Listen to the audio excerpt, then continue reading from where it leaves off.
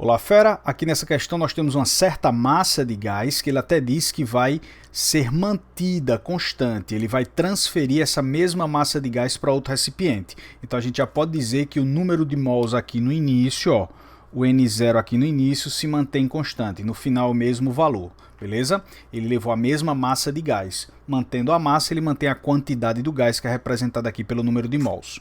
A temperatura do gás, ele diz que é de 27 graus Celsius, então a gente já coloca aqui, ó, passa para Kelvin, 300 Kelvin. Ele diz que aqui nesse recipiente de 5 litros, ele exerce uma pressão nas paredes equivalente a 2 atm. E aí ele vai transferir agora, mesma massa, então já colocamos aqui o parâmetro número de mols, só que o recipiente agora tem 3 litros, beleza? E ele quer que a pressão fique de 5 atm, a pressão aqui no final 5 atm.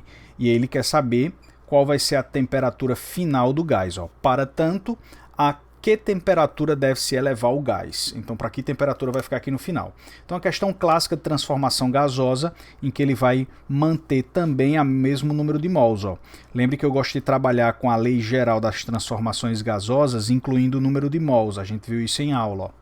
PFVF sobre NFTF. A gente vai cortar aqui os parâmetros constantes, que é apenas o número de mols, ó.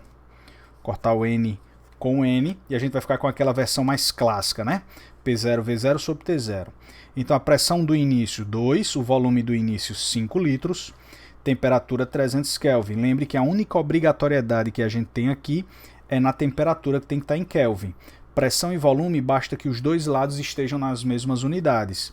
A pressão no final 5 atm, o volume no final 3 litros e ele quer saber a temperatura no final. Então ó, a gente já vai simplificar aqui alguns cálculos.